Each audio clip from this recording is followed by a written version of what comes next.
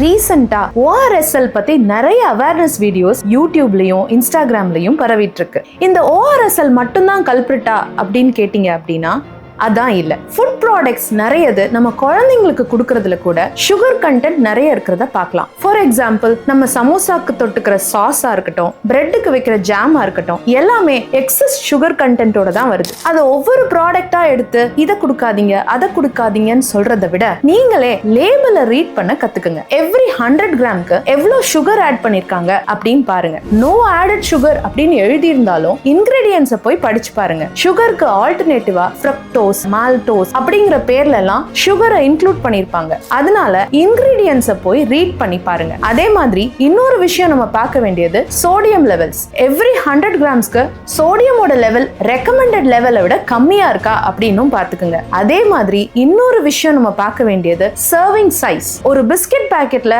2 தான் சர்விங் சைஸ்னு போட்டிருக்காங்க அப்படின்னா குழந்தைங்க 2க்கு மேல அட் அ டைம்ல சாப்பிடாத மாதிரி பார்த்துக்குங்க.